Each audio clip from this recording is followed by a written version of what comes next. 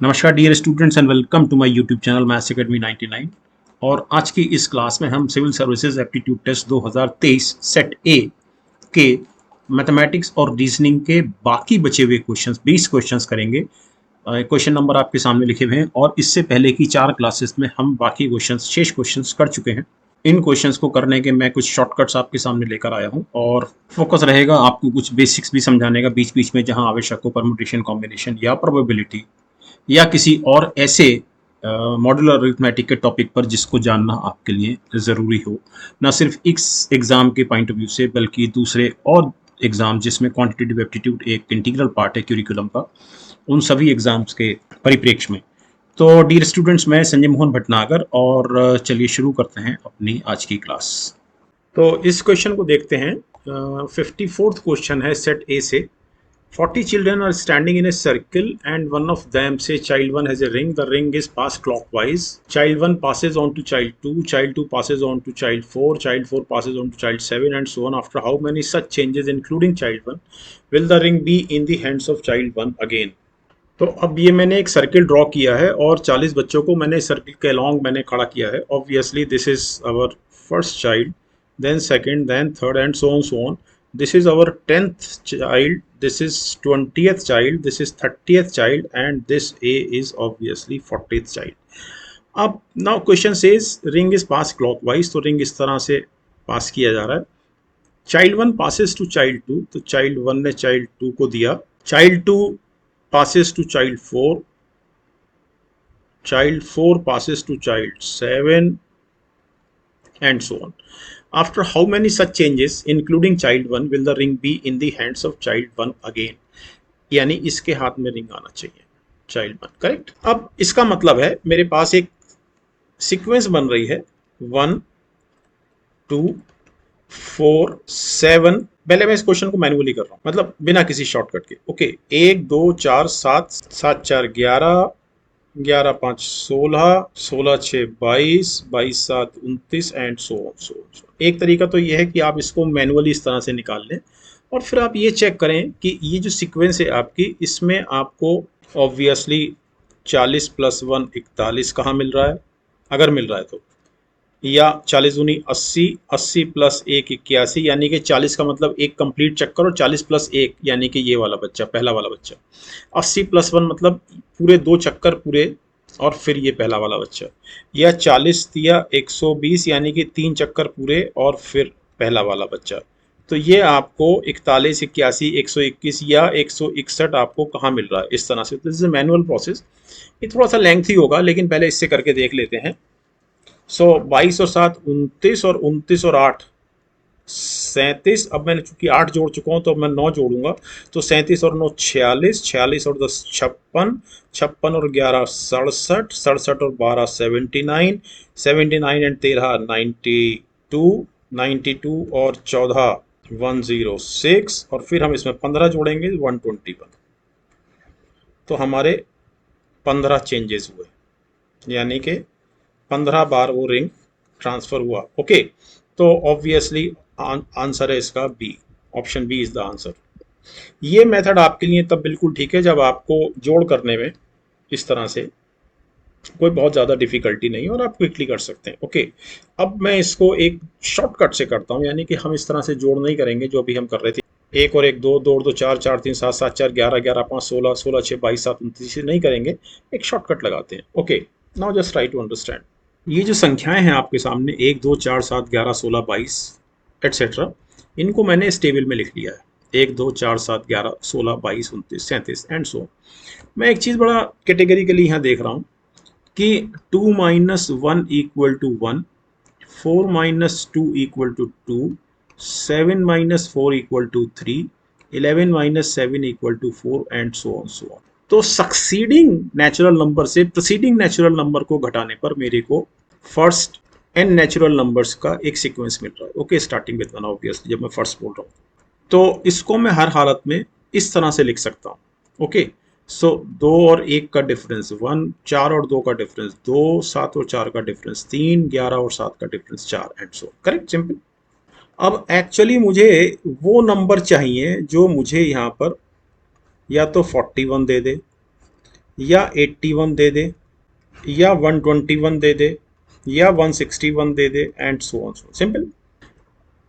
Now just see this thing, 1 plus 1 equal to 2, 1 plus 2 3, 3 plus 1 equal to 4, 1 plus 2 plus 3 means 6, 6 plus 1 equal to 7, 1 plus 2 plus 3 plus 4, 4 3 7 और 2 9 और 1 10, 10 और 1 11, 5 और 4 9 3 12 और 2 14 और 1 15, 15 और 1 16, 6 और 5 11, 4 15, 3 18 और 2 20 और 1 21, 21 और 1 22, 7 और 6 13, 5 18, 4 22, 3 25 और 2 27 और 1 28 और 1 29 मीन्स मैं कुछ इस तरह से सम निकालूं यहाँ सिग्मा एन, और सिग्मा एन में मैं +1 करूं तो मेरे को ऑब्वियसली या तो 41 आना चाहिए, या 81 आना चाहिए, या 121 आना चाहिए, या 161 आना चाहिए. Simple simple. यहाँ पर n जो है वो फर्स्ट एन नेचुरल नंबर से. ओके, इसका मतलब ये हुआ कि मेरे पास sigma N must be equal to या तो 40, या 80, या 120, या 160 and so on so. Simple. Now sigma N equal to 40 is impossible. बिल्कुल, क्योंकि देखिए 1 और 2 3 3 6 4 10 5 15 6 21 7 28 8 36, 36 और 9 45, सो it is out of question. 80 is also out of question क्योंकि 10 तक 55 होता है सिग्मा एन. सिग्मा 10 यानी कि व्हेन एन बराबर 10, तो इट इज 55. तो 55 और 11 66, 66 और 12 78, तो 80 इज आउट ऑफ क्वेश्चन. 120 देखते हैं कि सिग्मा एन को 120 लाने में हमको कितने एन लगेंगे. So sigma n is obviously n into n plus 1/2. ये छोटा सा फॉर्मूला आपको याद रखना चाहिए. फर्स्ट एन नेचुरल नंबर्स का सम होता है n into n plus 1/2. It is obviously 120. So n into n plus 1 is equal to 120 plus 2. अब इसके करने का एक शॉर्टकट तरीका है. अब एक तरीका तो ये कि मैं इसको क्वाड्रेटिक बना लूँ, लेकिन वो लंबा मेथड है. यानी कि अगर मैं इसको ऐसे कर लूँ, ऐसे, ठीक, तो मैं इन सब कैलकुलेशन में नहीं पढ़ना चाहता. मैं इसको सिंपल तरीके से करता हूँ. मुझे यहाँ दो नंबर ऐसे चाहिए जो दो कॉन्सिक्वेंट नेचुरल नंबर्स हों. ओके, तो ये एक सरल चीज़ है ये. So it is obviously 30 × 4, so it is 30 × 8. ठीक, फिर से दो तोड़िए. सो इट इज़ 15 और यहाँ से दो, तो 15 दूना और ये 16, यहाँ से 15 दूनी 30, 2 8 16, अर्थात इट इज़ n बराबर 15. देखिए 15 ये हुआ, 16 हुआ, तो 15 is the answer. Okay, simple. Option B is the answer. Okay, now let's take next question. So what is the middle term of the sequence z z y y y x x x x, फिर 5 बार w, and then up to a. So obviously here we have z 2 times, y 3 times, x 4 times, w 5 times, and so on, and obviously a 27 times. Correct. तो हमको middle number निकालना है. किसका? हमको middle number निकालना है इस series का. 2 + 3 + 4 अप टू 27. दो तरीके हैं इसके निकालने के. इस सम को निकालने के दो तरीके हैं. First is using arithmetic progression where sum is given by into first term plus last term. So n is obviously 26. 26 alphabet है हमारे पास. तो 26/2 into 2 + 27. So this is 13 × 29. 13 number 117, 11 से 13 दूनी 26 और 11 37.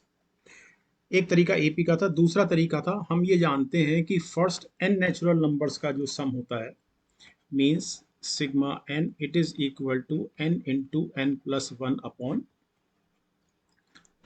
तो मैं n बराबर 27 लेकर इस सम में से मैं एक माइनस कर दूंगा क्योंकि यहाँ पर एक नहीं है.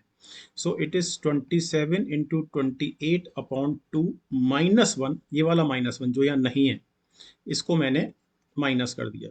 सो 27 × 14 -1, 14 × 7 = 98, 14 दूनी 28 और 9 37.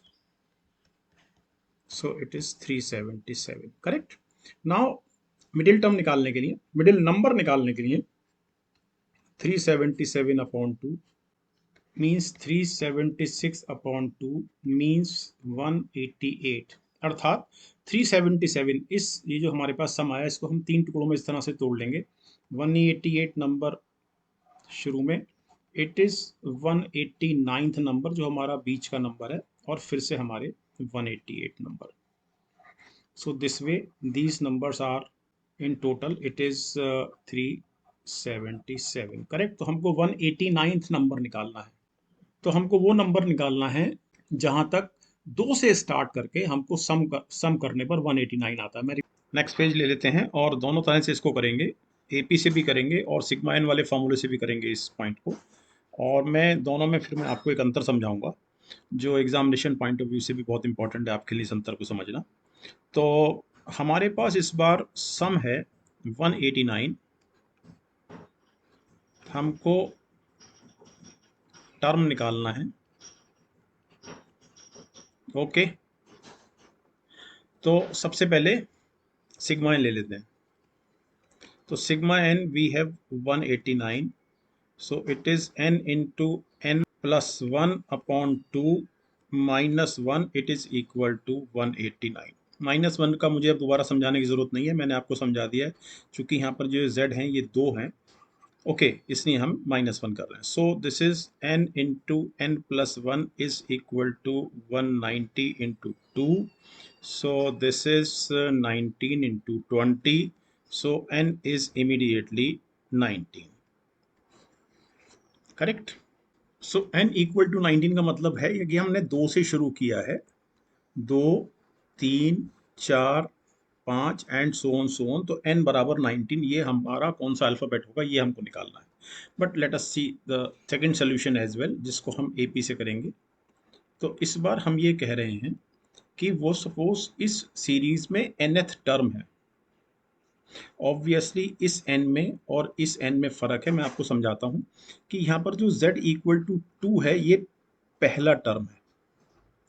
तो मैं अगर इसको मैं ऐसे लिखूं, टर्म और वैल्यू, तो पहले टर्म की वैल्यू 2 है, ये दूसरा टर्म है, दूसरे टर्म की वैल्यू 3 है, तीसरे टर्म की वैल्यू 4 है एंड सो ऑन। तो यहाँ पर हम टर्म निकाल रहे हैं, okay.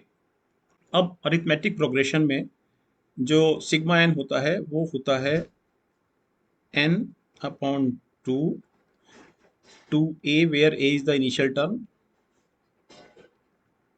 plus n minus 1 into d, and this is given to be 189. So this is n by 2 and a is 2, so 4 plus n minus 1 बराबर 189. So n into n plus 3 is equal to 189 into 2. So this is immediately 9 दूनी 18 और 9 दूनी 18, यहाँ से मैंने 9 common निकाला, तो मैं इसको 18 इंटू 21 लिख सकता हूँ। So capital N equal to 18, अर्थात ये टर्म 18वां आया, मीन्स जो वैल्यू है वैल्यू हमारी 19 हुई इस मैपिंग से, ओके। अब इसको ऐसे भी समझ सकते हैं कि ये टर्म्स दिए गए हैं, ये वैल्यू है, यानी कि पहले टर्म की वैल्यू 2 है जहाँ पर z है, दूसरे टर्म की वैल्यू 3 है जहाँ पर 3y है, तीसरे टर्म की वैल्यू 4 है जहाँ पर 4x है and so on so on so on, okay.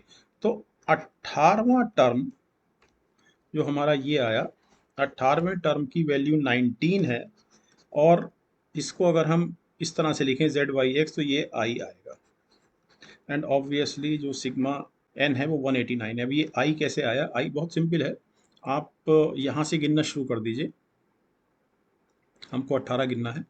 So 1 2 3 4 5 6 7 8 9 10 11 12 13 14 15 16 17 18, so option B is the answer.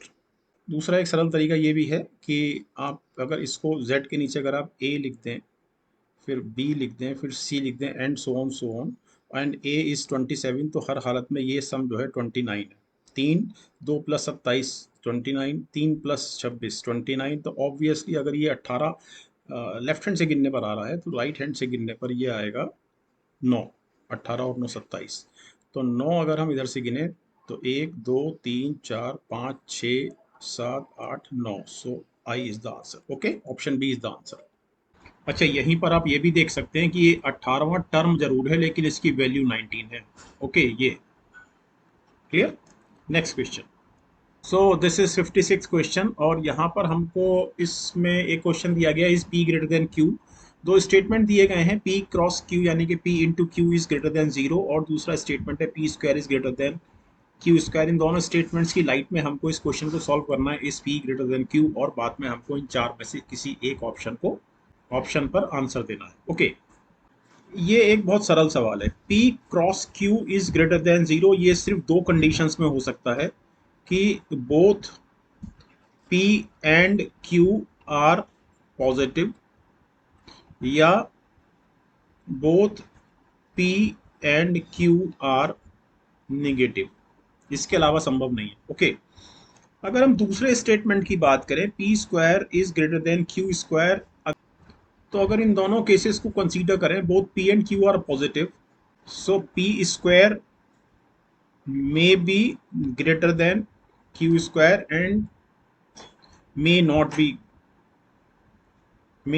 greater than q square। Very simple, अगर नंबर लाइन पर p बाद में है, मतलब q से बड़ा है, तो obviously p and q are both positive, ये जीरो है, एंड हर हालत में p square is greater than q square. तो एकमात्र पोजीशन ये वाली बनती है जिसमें इन दोनों स्टेटमेंट की जरूरत पड़ती है इसके लिए।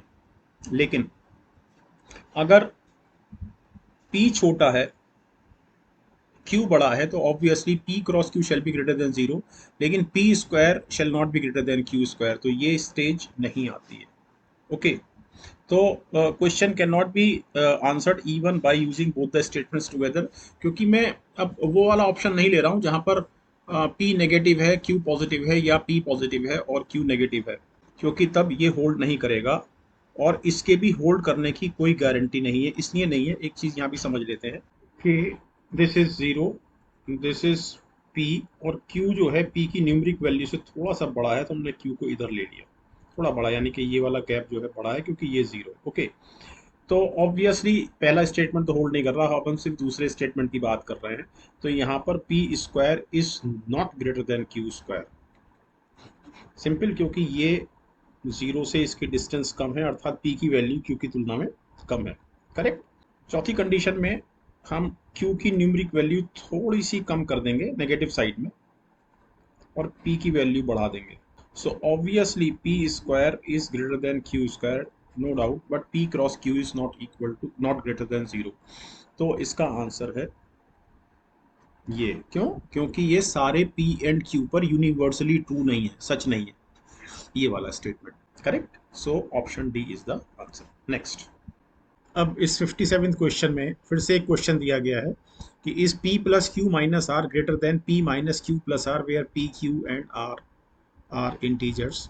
दो स्टेटमेंट दिए गए हैं और हमें देखना है कि इन दो स्टेटमेंट में दोनों या किसी एक की मदद से हम इसको स्टेब्लिश कर सकते हैं कि नहीं, इसको सॉल्व कर सकते हैं कि नहीं। ओके, तो सबसे पहले ये स्टेटमेंट देखते हैं, p minus Q is positive, तो ऑब्वियसली p q से बड़ा है। Correct. p minus R is negative, means p r से छोटा है। तो ये तो हुआ नंबर लाइन पर। अब हमको देखना है कि क्या ये p प्लस, ये expression p plus Q minus R इससे छोटा है या बड़ा है। तो हम क्या करेंगे, अच्छा यहाँ स्मॉल q दिया है, मैंने कैपिटल Q बना लिया है, तो मैं कैपिटल Q ही लेके चलूँगा, या r को भी मैंने कैपिटल R बना लिया है। तो हमें ये निकालना है, दूसरा एक्सप्रेशन है p minus Q plus R, और हमें इसे चेक करना है कि ये छोटा है या बड़ा है ज़ीरो से। So p cancels out p, so this is obviously 2q minus 2r,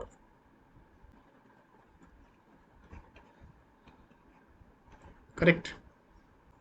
But from here q is less than r, so q minus r is less than 0, means it is less than 0, means p plus q minus r is less than P minus Q plus R.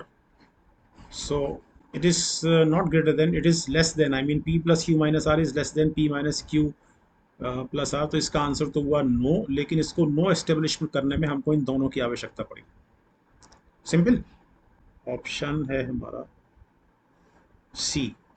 इनमें से किसी एक, सिर्फ एक statement से हम इसको solve नहीं कर सकते, so option C is the answer. ये बहुत सरल सवाल था। नेक्स्ट क्वेश्चन लेते हैं। So let us take now 58th question. In a party 75% took tea, 60% took coffee and 15% took both tea and coffee. तो एक वेन डायग्राम बनाते हैं। Suppose this is coffee, this is T. तो 15% took both tea and coffee, so this is 15, and 75% took tea, so this is 60, and 60% took coffee, so this is 45. No one taking milk takes tea. तो कोई भी ऐसा व्यक्ति जो दूध ले रहा है वो चाय नहीं लेता, लेकिन वो कॉफी ले सकता है। So this is milk. Each person takes at least one drink. Okay, question अब इस पैराग्राफ पर हमारा जो क्वेश्चन बेस्ड है, how many person attended the party. और इसको क्वेश्चन को सॉल्व करने के लिए हमको दो स्टेटमेंट दिए गए हैं। हमको ये देखना है कि दोनों स्टेटमेंट लगेंगे या एक लगेगा या कोई नहीं लगेगा। 50% टुक मिल्क। तो सपोज ये संख्या ए है जो मिल्क और कॉफ़ी दोनों लेता है। तो जिन्होंने सिर्फ मिल्क लिया, ओनली मिल्क, वो हो गया 50 माइनस ए। तो ऑफ कोर्स पहला स्टेटमेंट लगेगा। Number of second statement, number of persons who attended the party is 5 times the number of persons who took milk only। तो milk only 50 माइनस ए है, तो हमें इसका 5 टाइम्स निकालना है। तो ऑफ कोर्स ये नंबर, ये स्टेटमेंट भी लगेगा। And it is equal to 50 जो मिल्क ले रहे हैं, प्लस ये 45 वो नंबर था जो एक्सक्लूसिवली कॉफ़ी ले रहे थे, लेकिन इस हमें इसमें से ए माइनस करना पड़ेगा क्योंकि ए कवर हो गया ऑलरेडी 50 में। So this is 45 minus A plus 15 plus 60। So this is 15 और 45, 60, 60, 60, 120, 170, 170 minus A equal to 250 minus 5a, means 4a is equal to 80, means a equal to 20। तो how many person attended the party. तो party attend करने वालों की कुल संख्या है 5 into 50 minus A, so it is 5 into 30 means 150। तो हमको इसमें दोनों स्टेटमेंट की आवश्यकता पड़ी है, तो हमारा आंसर है ये। क्योंकि किसी एक स्टेटमेंट से, अकेले स्टेटमेंट से काम नहीं चलेगा, so option C is the answer. Next question. अब इस क्वेश्चन को देखते हैं। Consider a 3 digit number. Question दिया गया है what is the number, means number की हमको यूनिकनेस वर्कआउट करनी है। स्टेटमेंट पहला है, दो स्टेटमेंट दिए गए जिनसे इन क्वेश्चंस को हम, जिससे इस क्वेश्चन को हम वर्कआउट करेंगे। The sum of the digits of the number is equal to the product of the digits. और दूसरा स्टेटमेंट है the number is divisible by the sum of the digits of the number. Okay, अब अगर हम पहले statement की बात करें, sum of the digits of the number is equal to the product of digits. 3 digits ऐसी हैं 1 2 3 जिनसे बनने वाले जो नंबर हैं, फॉर एग्जाम्पल 1 2 3, 1 3 2, 3 2 1, 3 1 2, 2 1 3, 2 3 1। तो ये नंबर इस प्रकार के हैं कि इनकी डिजिट्स का सम अर्थात 6 इन डिजिट्स के प्रोडक्ट 3 इंटू 2 इंटू 1 के बराबर। करेक्ट। तो पहला स्टेटमेंट हमको लगेगा। अब सवाल ये है कि क्या दूसरे स्टेटमेंट से हम इन 6 नंबर में से, जो 6 नंबर जो पहले स्टेटमेंट को क्वालिफाई कर रहे हैं, क्या दूसरे स्टेटमेंट से हम इसमें कोई यूनिक नंबर निकाल सकते हैं। The number is divisible by the sum of the digits of the number. The number is divisible by the sum of the number. 3 और 2 5 और 1 6, तो ये डिवाइड नहीं होता, हटा दीजिए इसको। 1 3 2, 6 दूनी 12 6 दूनी 12, ओके। तो 132 में भी ये नंबर, लेकिन अभी हम ये देखते हैं कि जो बाकी नंबर हैं क्या वो डिवाइड नहीं होते हैं। तो अगर हम 321 देखें तो ये भी डिवाइड नहीं होता 6 से।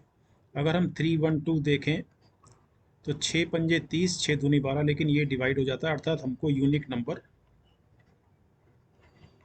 नहीं मिल रहा है इसके आंसर के रूप में जो इन दोनों स्टेटमेंट से बने। तो हमारा जो आंसर होगा इसमें वो होगा of course D. So option D is the answer, okay. Next question 60 देखते हैं। For 5 children with ages A B C D E, जिनके लिए ऑर्डर है A is less than B less than C less than D less than E, any two successive ages differ by 2 years. Okay, question दिया गया है इस पर based what is the age of the youngest child, और इसके लिए हमको दो स्टेटमेंट दिए गए हैं और हमको ये देखना है कि किस स्टेटमेंट या दोनों स्टेटमेंट की मदद से हम इस क्वेश्चन को सॉल्व कर सकते हैं या नहीं। ओके, तो हमारे सामने ये एजेस हैं नंबर लाइन पर, करेक्ट। अब सी को, जो जो बच्चा जिसकी एज सी है, इसको मैंने मान लिया इसकी एज पी, ये भी एज ही है लेकिन मैं यहाँ सी को पी मान रहा हूँ, तो ऑब्वियसली ये पी प्लस 2 हुआ, ये p प्लस 4 हुआ, इसके कारण ये p माइनस 2 हुआ, ये p माइनस 4 हुआ, correct. So the first statement is the age of the eldest is 3 times the youngest. तो ये p प्लस 4 जो है it is 3 times youngest. Solve कर लेते हैं। तो 3p माइनस p 2p और 3 चौक 12, 12 और 4 16, p equal to 8. So this is 8, 10, 12, 6, 4. So what is the age of the youngest child? So this is 4 years. तो हमको पहले स्टेटमेंट से यंगेस्ट चाइल्ड की उम्र मिल जाती है। अब हम देखते हैं दूसरा statement. The average age of the children is 8 years, अर्थात means p minus 4 plus p minus 2 plus p plus 2 plus 4 upon 1 2 3 4 5। So this is of course it is equal to 8 means minus 6 से minus 6 से plus 6 cancel हुआ, 5p upon 5 means p equal to 8। तो second statement भी हमको p equal to 8 देता है, अर्थात either of these two statements gives us the answer to this question. तो हमारा जो ऑप्शन जो सही आंसर देगा वो है option B is the answer, okay. Next, so now let us see this question number 65. In an examination, the maximum marks for each of 4 papers, namely P, Q, R and S, are 100. Marks scored by the students are in integers, यानी 95.6 नहीं हो सकते, 98.9 नहीं हो सकते, okay. Student can score 99% in n different ways. What is the value of n? ये question तो आसान है लेकिन इसमें एक चीज़ समझने की है, और वो ये कि पी क्यू आर एस ये चारों सब्जेक्ट्स के जो मैक्सिमम मार्क्स हैं 100 है, मतलब 400 हुआ, और 99% स्कोर कर रहा है, मीन्स इट इज़ 396, अर्थात वो 396 400 में स्कोर कर रहा है।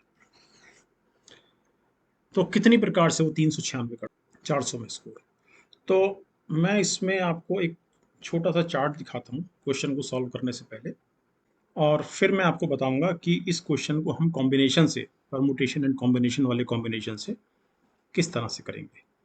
तो अब आप इस चार्ट को देखें, 99% यानी कि 396 लाने के लिए कुछ मैंने कॉम्बिनेशन बनाए हैं कि चारों में 99 आ जाए, मतलब चारों पेपर्स में, ओके। या 90, मतलब सेकंड ऑप्शन या सेकंड कॉम्बिनेशन है कि आप 99 99 99 100 समथिंग लाइक दिस, ओके। तीसरा 98 98 100 100, चौथा। तो इस तरह से हमारे पास कितने वेज बन सकते हैं कि बच्चे के 400 में 396 आए। अब आप ये देखिए कि 99 में 100 का डिफरेंस 1, 100 का डिफरेंस 1, 100 का डिफरेंस 1, यानी कि टोटल डिफरेंस 4। यहाँ पर भी 2 और एक 3 और एक 4, 4, 2 और 2 4, 3 और एक 4, 4। लेकिन जैसे ही आप 3 और 2 5 करते हैं, ये जो परसेंटेज है 98.5 हो जाती है, ये टोटल 394 यानी कि 396 से कम हो जाता है। तो अगर मैं इसको मैं कॉम्बिनेशन से करने जा रहा हूँ, तो एक तो मेरे को मालूम है कि अगर मेरे पास 4 वेरिएबल हैं x, y, z और w, तो इनका योग मुझे 4 चाहिए और इस दशा में, यानी कि ये जो मुझे लीनियर इक्वेशन मिली है, मुझे इसका सॉल्यूशन ढूंढना है। Of course non negative.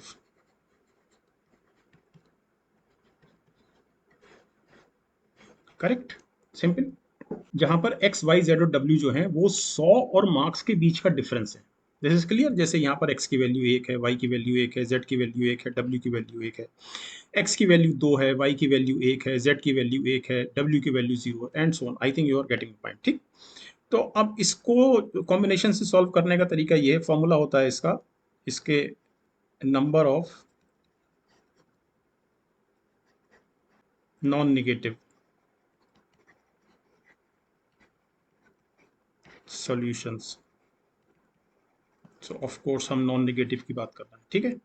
So this is n, where n is the number of variables. So n plus r, where r is this constant, minus 1 r minus 1. So this is 4 और 4 8, 8 में से एक गया 7, 7c3. So this is 7 गुणा 6 गुणा 5 और 3 गुणा 2 गुणा 1 इक्वल टू 35।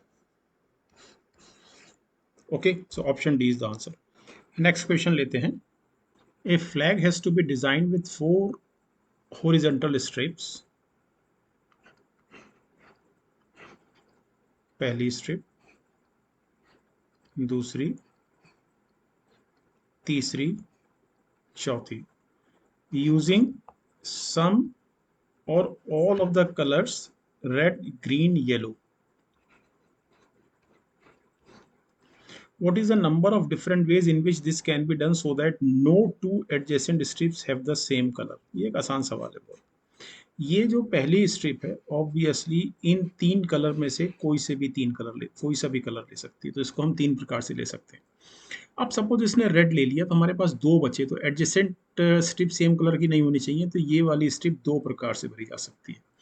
अब जब हमने यहाँ पर इसको 2 प्रकार से भर लिया, तो नीचे फिर से इसके इसके साथ वाला कलर नहीं आना चाहिए यहाँ, तो हम इसको फिर से 2 प्रकार से भर सकते हैं। यहाँ पर फिर से ये वाला कलर नहीं आना चाहिए, तो इसको भी हम 2 प्रकार से भर सकते हैं। तो फंडामेंटल थ्योरम ऑफ अरिथमेटिक लगाने पर ये हो जाता है 3 गुणा 2 गुणा 2 गुणा 2, 3 दूनी 6 दूनी 12 दूनी 24, सो 24 is the answer. Okay, next question. So this is 67th question. A rectangular floor measures 4 meter in length and 2.2 meter in breadth. Tiles of size 140 centimeter by 60 centimeter have to be laid in such a way that the tiles do not overlap. A tile can be placed in any orientation so long as its edges are parallel to the edges of the floor. What is the maximum number of tiles that can be accommodated on the floor? ये question देखने में tough लगता है, लेकिन ये बहुत सरल सवाल है। ये हमारा एक रेक्टेंगुलर फ्लोर है।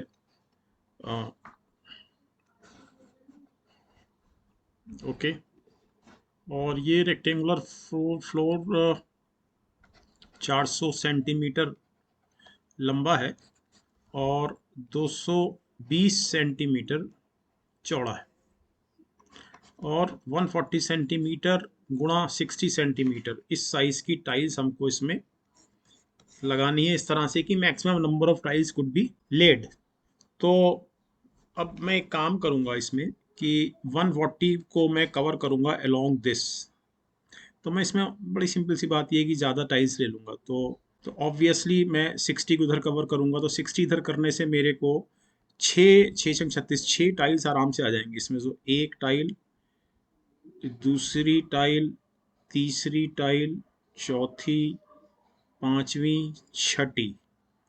करेक्ट, ये 6 टाइल्स मेरे पास आ गई, जिसमें ये वाली जो लंबाई है ये 140 है एंड दिस इज 60। और इस तरह से यहाँ तक मैंने 360 सेंटीमीटर कवर कर लिया। और ये जो बचा ऑब्वियसली ये बचा 40 सेंटीमीटर। अब इसी तरह से यहाँ तक 140 सेंटीमीटर कवर हो गया और ये जो बाकी जो बचा ये बचा 80 सेंटीमीटर। तो ऑब्वियसली इसमें ये जो बचा हुआ है मेरे पास इतना एरिया, इसमें तो कुछ नहीं हो सकता, यहाँ तक तो कुछ नहीं हो सकता, यहाँ तक कुछ नहीं हो सकता, लेकिन इसमें मैं हर हालत में 140 में ऐसे ले सकता हूँ और फिर 140 में और ले सकता हूँ, तो 280 और कवर हो जाएगा और 60 मैंने ऐसे ले लिया। I mean this is 60 and this is 140। तो एक टाइल ये हो गई और दूसरी टाइल ये हो गई, 6 टाइल ऊपर हो गई, तो कुल मिलाकर 8 टाइल्स हो गई।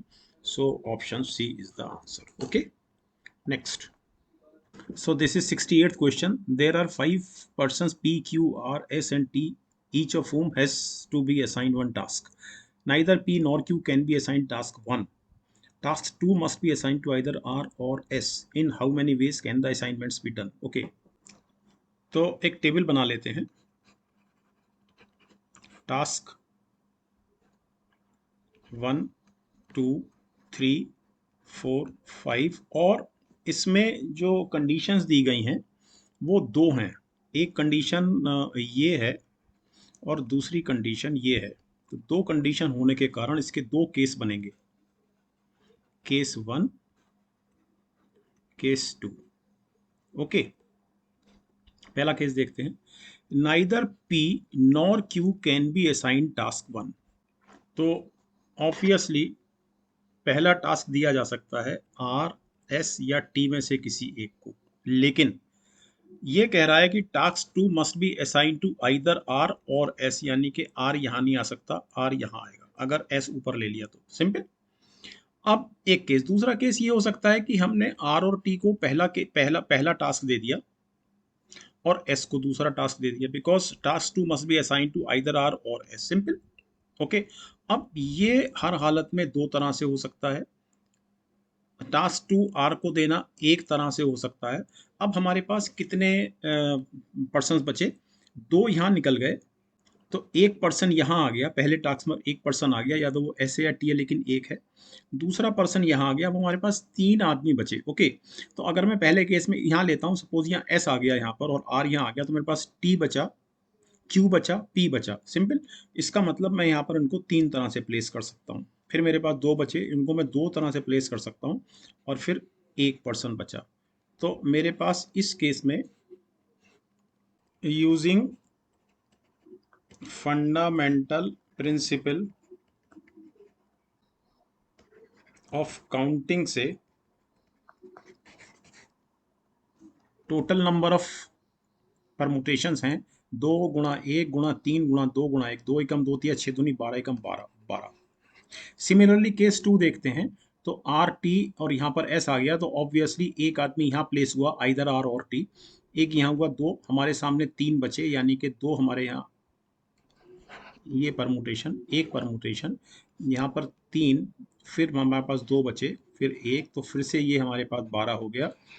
तो ऑब्वियसली ये दोनों केसेस अपने आप में म्यूचुअली एक्सक्लूसिव हैं। इसका मतलब इन दोनों की संख्या जुड़ेगी हमको नेट रिजल्ट लेने में।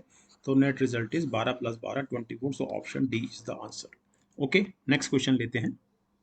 So this is question number 69. There are large number of silver coins weighing 2 gram, 5 gram, 10 gram, 25 gram, 50 gram each. Consider the following statements. To buy 78 gram of coins, one must buy at least 7 coins. To weigh 78 gram using these coins, one can use less than 7 coins. Which of these statements given above are correct? So let us see this statement. To buy 78 gram of coins, one must buy at least 7 coin. तो 78 कैसे बनेगा? इन coin से ये बनेगा 50, at least की बात हो रही है, प्लस 25 अगर मैं ले लूँगा तो मुझे 3 और चाहिए होगा, लेकिन 3 मैं फिर कर नहीं पाऊँगा, तो मैं 25 की जगह 10 को मैं 2 बार लूँगा, तो अभी ये 70 हो गया। और मुझे अभी 8 और चाहिए, तो 2 को मैं 4 बार करूँगा, तो ये 7 कॉइन्स हुए। So one must by at least 7 coins, तो ये बिल्कुल ठीक है, at least 7 coins. Okay, so this statement is correct. To weigh 78 gram using these coins, one can use less than 7 coins. Of course, once again, one can use less than 7 coins, तो क्या हम 6 coins में या 5 में हम 78 ग्राम वे कर सकते हैं? अगर मैं 25 ग्राम कर लूँगा तो मैं 3 ग्राम नहीं कर पाऊँगा, क्योंकि आप में से हो सकता है कुछ बच्चे ये भी कहें कि हमारे पास जो वेइंग स्केल है, तराजू है, वो ऐसी है। तो यहाँ पर इसमें मैंने 50 रखा, प्लस 25 रखा, प्लस 5 रखा, तो ये हो गया 80, और इधर मैंने 2 रखा, तो नेट रिजल्ट यहाँ का जो नेट रिजल्ट रहा वो 78 हो गया। लेकिन ये गलत प्रैक्टिस है इस क्वेश्चन के रेफरेंस में। उसका कारण ये है कि ये कोई ज़रूरी नहीं कि अगर हम वेइंग बैलेंस की बात करें, तराजू की बात करें, तो वो 2 पलोले वाली हो। आजकल वेइंग मशीन ऐसी भी आती हैं, ये भी हमको सोचना चाहिए कि जिसपे ये प्लेटफॉर्म है और ऑब्वियसली यहाँ निडिल रहती है। तो यहाँ पर आप ये जो 2 दूसरे पलड़े में रख के इसके टोटल इफेक्ट को माइनस किया गया है, वो आप यहाँ नहीं कर सकते। इसलिए हम ये मानकर चल रहे हैं कि ये तरीका जो मैंने यहाँ आपको दिखाया था ये नहीं चलेगा, अर्थात ऐसी भी तराजू हो सकती है। ओके, तो अब अगर हमको 78 ग्राम बनाना है तो फिर से वही हमको इसी तरह से करना पड़ेगा। सो ऑब्वियसली मिनिमम 7 कॉइन्स, तो ये स्टेटमेंट गलत है। So one only, option A is the answer. Next, so now let us see the 70th question, 17वां क्वेश्चन देखते हैं। A plus B means A is neither smaller nor equal to B. तो मैं इसको करना शुरू कर देता हूँ क्वेश्चन को। सो a plus b means a is neither smaller nor equal to b means, okay, means a is greater than b, correct? means a plus b से हमको मिलता है a is greater than b. a minus b means a is not greater than b, means a is less than or equal to b. ये हमको a minus b से मिलता है. a cross b means a is not smaller than b, means a is either equal to or greater than b. Okay, a divided b means a is neither greater nor equal to b, means a is less than b. And finally this is a plus minus b means a is neither smaller nor greater than b, means a is equal to b. Okay, now let us come to the question. So this is p cross q. So p cross q means a cross b means p is greater than or equal to q. Okay, p minus t. So p minus t means p is less than or equal to t. Then we have t divided by r, means this a is less than b, means t is less than r. Then we have r plus minus s, means a is equal to b, means r is equal to s. और इसको हम एक number line पर ले लेते हैं. p is greater than or equal to q, so obviously this is p, this is q. ये p जो है यहाँ भी आ सकता है इसके ऊपर, otherwise it is greater than q, मतलब q की लाइन पर भी आ सकता है क्योंकि बराबर भी है. p is less than t और equal to t, so t ये है, so t यहाँ भी आ सकता है अगर ये बराबर है. तो point is clear, t is less than r but r is equal to s.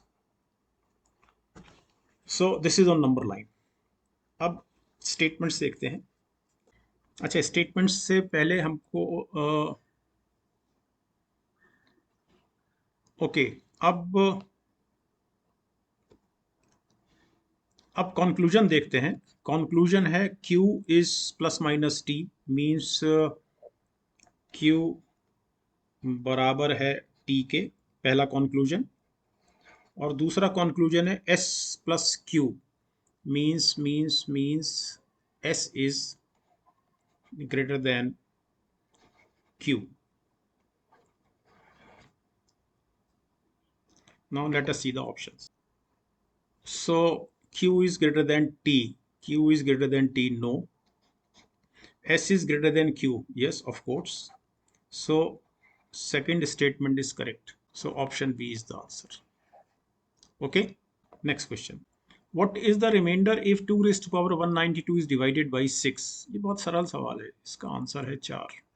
मैं एक्सप्लेन करता हूँ। कुछ बेसिक्स में आपको यहाँ बताता हूँ कि यदि 2 की पावर ऑड हो, where n is a positive integer, और ये 6 से डिवाइड होना हो, सो रिमाइंडर इज ऑलवेज 2। अगर 2 की पावर इवन हो, m is a positive integer, then और ये 6 से डिवाइड होना हो, देन रिमाइंडर इज ऑलवेज 4। तो यहाँ पर 192 है, ये इवन है, so option 4 is the answer. समझ लेते हैं, दो तरह से आपको समझा देता हूँ। पहले शॉर्टकट समझते हैं। 2 की पावर पहला odd obviously 1, so it is equal to 2 mod 6। अर्थात अगर हम 2 को 6 से डिवाइड करेंगे तो 2 ही मिलेगा। फिर 2 की अगली ऑड पावर 3, तो 2 दूनी 4 दूनी 8, तो 8 में को 6 से डिवाइड करेंगे, 2 रिमाइंडर आएगा। फिर 5, तो 2 की घात 5 होता है 32, तो 6 पंजे 30, 2 रिमाइंडर आएगा। और फिर 32 दूनी 64 दूनी 128, 28 को 6 दूनी 12 और 6 कम 6, 2 रिमाइंडर आएगा। So 2 raise to power 2n plus 1 equal to 2 mod 6। Similarly 2 की पावर इवन, पहली इवन यानी 2, सो 4, तो 4 को जब हम 6 से डिवाइड करेंगे तो 4 ही आएगा। फिर 2 की पावर अगली पावर 4, तो 4 चौक 16, 16 को 4 से डिवाइड करेंगे तो 6 दूनी 12, 4 आएगा। Then 2 raise to power 6 means 64, 6 से डिवाइड करेंगे 6 दाई 60, 4 आएगा। फिर 2 रेज टू पावर 8 मीन्स 256, तो 6 चौक 24, 6 दूनी 12, 4।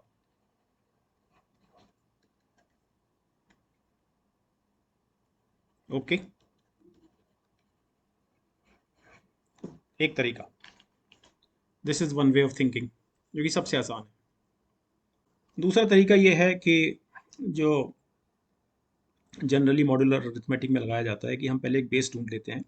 तो हमने ये देखा कि 2 की घात 4 बराबर 16 बराबर 4 मॉड 6। ओके, अब आपने इसका स्क्वायर कर दिया, यानी कि 2 की घात 4 का स्क्वायर, तो ये 8 हो गया।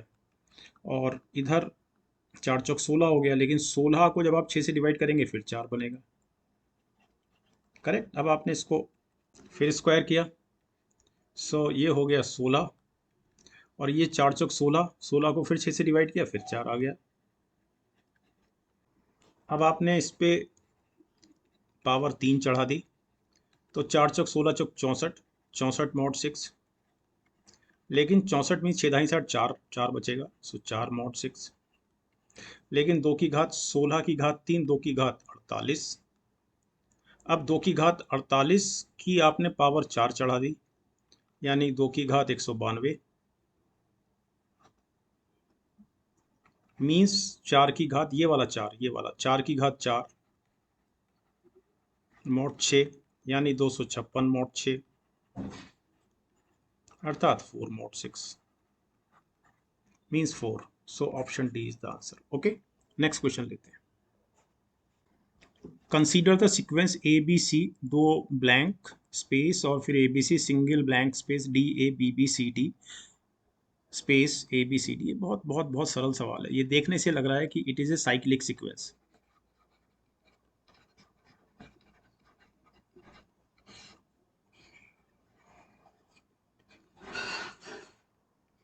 सो this is A B C D. तो पहले मेरे पास है ए बी सी सी डी, ऐसे चलने में क्लॉकवाइज। ऑब्वियसली इसके पश्चात अगर मैं यहाँ पर इस जगह मैं डी ले आया हूँ तो मेरे सामने ये तो बाहर हो गया अब।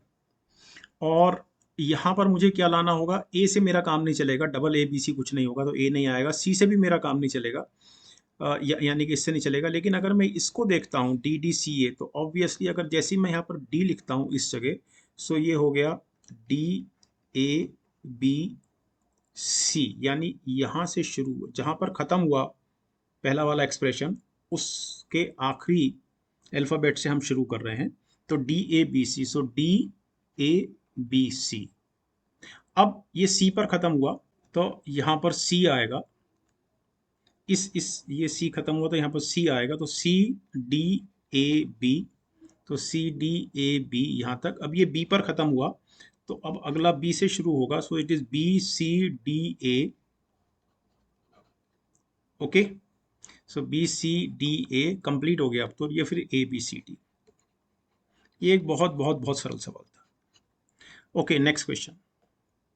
AB and CD are two-digit numbers. Multiplying AB with CD results in a three-digit number DEF.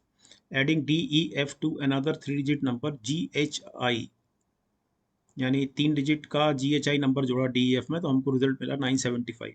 Further, A, B, C, D, E, F, G, H, I are distinct digits. If E बराबर 0, F बराबर 8, then what is A plus B plus C equal to? ये थोड़ा सोचना पड़ेगा इसमें। शुरू करते हैं इसको। देखिए, ये नंबर ए बी है, बेसिकली ये नंबर 10A प्लस बी है, और ये नंबर सी डी है जो एक्चुअली 10C प्लस डी है। इन दोनों की गुणा की जाती है और गुणा करने पर जो हमें परिणाम मिलता है वो मिलता है DEF। अब DEF में एक नंबर जोड़ा जाता है GHI और परिणाम हमको मिलता है 975, और ये हमको दिया गया है E is equal to 0, F is equal to 8। सो यहाँ पर हम एक्चुअली जोड़ रहे हैं, इसको मैं दोबारा ही लिखता हूँ, ए बी सी डी और डी एस एच, और ई की जगह 0 और एफ की जगह 8, जी एच आई और नीचे 975। अब डी की वैल्यू देखते हैं। डी की वैल्यू एक नहीं हो सकती, so D can not be equal to 1।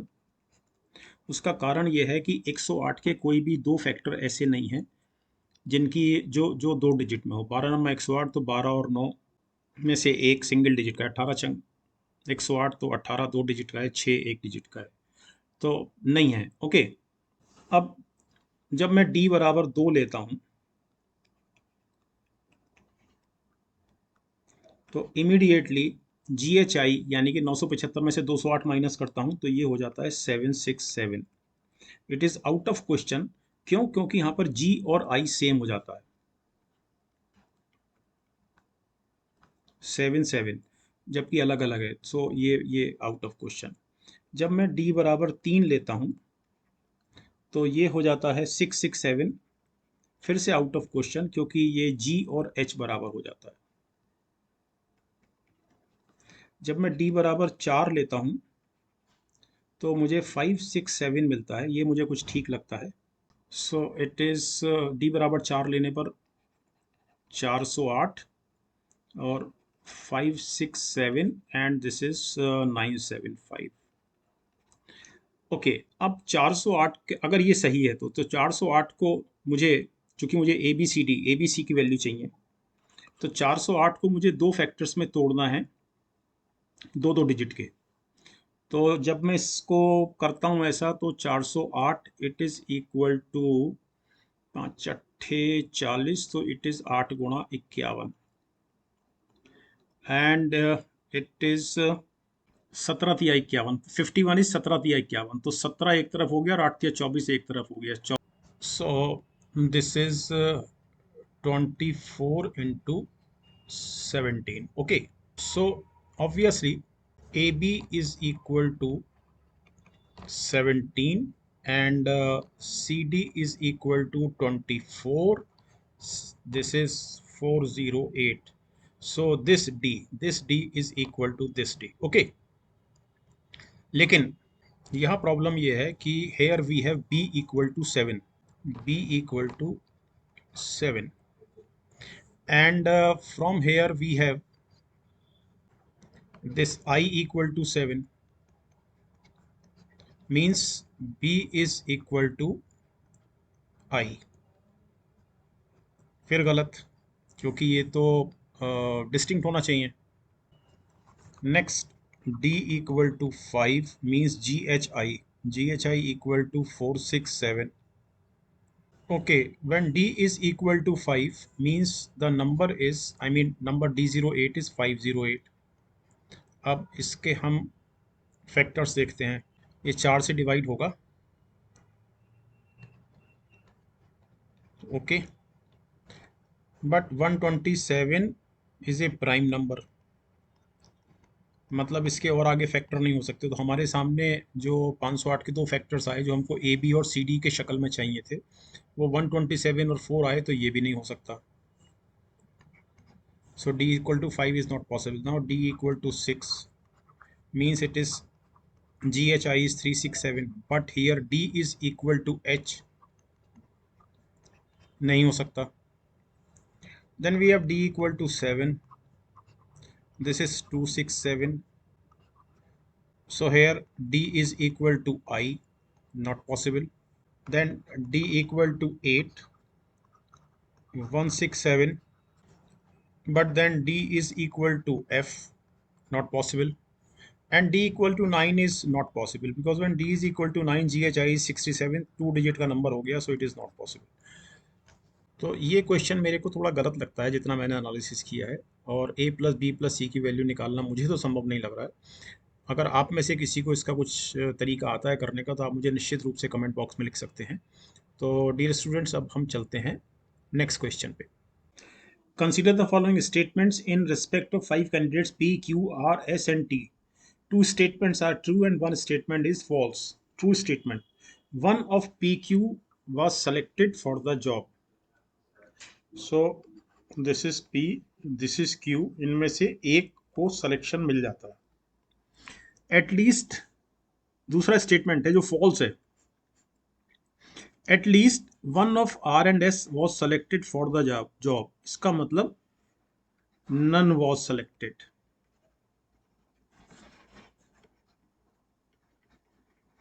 Means 0. अब ये ट्रू स्टेटमेंट है. At most 2 of R, S and T were selected for the job. लेकिन इसमें तो नन सेलेक्ट था, इसके कारण इसका मतलब R और S का सिलेक्शन तो होगा नहीं, तो सिर्फ T बचेगा. तो चूंकि वो एटमोस्ट कह रहा है, तो या तो 0 कैंडिडेट सेलेक्ट होगा यानी T सेलेक्ट नहीं होगा, या T सेलेक्ट होगा. ओके, इसका मतलब जो हमारे सामने जो प्रोबेबल नंबर ऑफ सिलेक्शन हुआ वो हुआ आइदर 1 प्लस 0 प्लस 0 1, और 1 प्लस 0 प्लस 1 यानी कि 2. तो या तो 1 सेलेक्ट होगा या 2 सेलेक्ट होंगे. मींस एटलीस्ट 1 सेलेक्ट होगा. तो एटलीस्ट 4 गलत है. S was selected for the job बिल्कुल नहीं कह सकते, ये भी गलत है. तो option D is the answer, यानी no conclusion can be drawn from these 3 states. Okay, next question लेते हैं. Let P, Q, R, S and T be 5 statements such that if P is true, then both Q and S are true. Means P is true denotes Q is true and S is true. Okay. If R and S are true, R is true and S is true, means T is false. Which of the following can be concluded from these two? If T is true, तो यहीं से उठाते हैं. तो T is false को मैं T is true करता हूं, तो ऑब्वियसली इट मींस कि at least one of that is R or S is false. So at least या तो R false या S false और both. ओके, अब यहां से यहां पर था कि if P is true then Q is true and S is true. अब अगर S false हो जाए, इसका मतलब P इज false, क्योंकि P ट्रू था तब Q भी ट्रू था और S भी ट्रू था. अब S false हो गया, इसका मतलब P भी false हो गया. अब इन दो के जो क्यूमुलेटिव इफेक्ट है वो है T is true, S is false, means P is false. तो पहला स्टेटमेंट बिल्कुल ठीक है. If P is true then at least one of P and R must be false. तो P false निकल आया, तो this is correct. If Q is true then P is true. P true होने पर Q true है, लेकिन इसका उल्टा हो ये कदापि संभव नहीं है. हाँ, अगर Q false होगा तो P हर हालत में false होगा, लेकिन इस कंडीशन के साथ कि P ट्रू है तो Q भी ट्रू है. और अगर हम इस कंडीशन के साथ अगर हम ये कहें कि Q भी ट्रू होगा तो P ट्रू होगा, ये कतई संभव नहीं है. तो ये गलत है. So option A is the answer. Okay, next. So this is 79th question. A cuboid of dimension 7 centimetre, 5 centimetre, 3 centimetre. तो ये हमारे पास जो है क्यूबॉइड हो गया.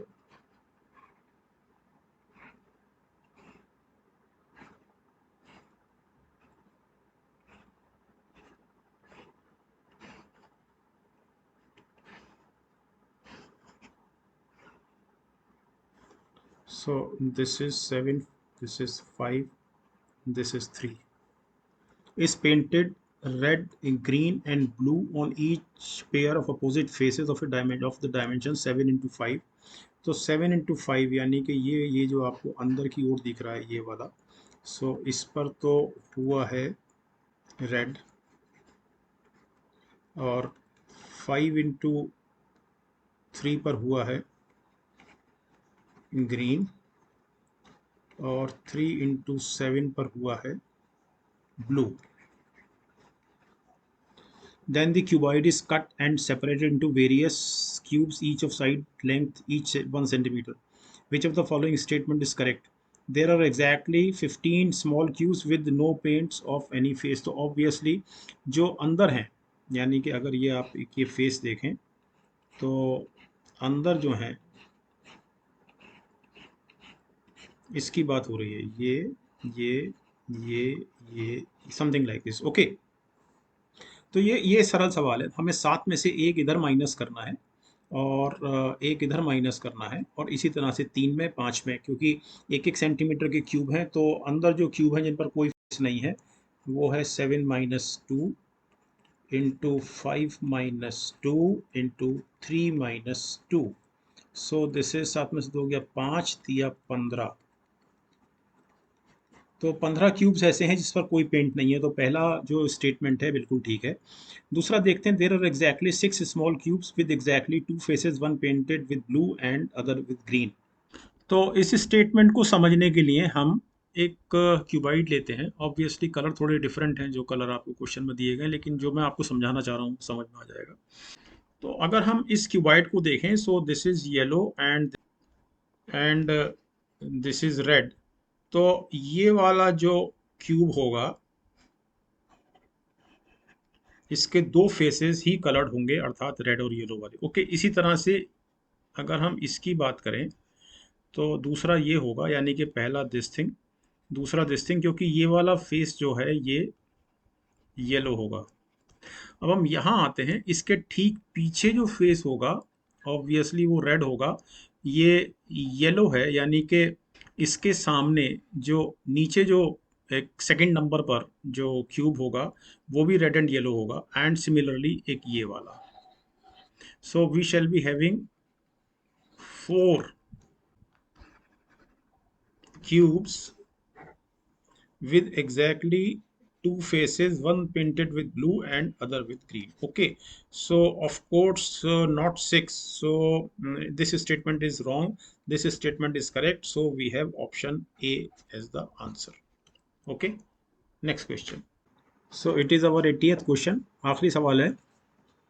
इस पेपर का, the letters of the word incomprehensibilities are arrange alphabetically in reverse order. How many position of the letters your letter will remain unchanged. तो पहले तो आप इसको लिख लीजिए।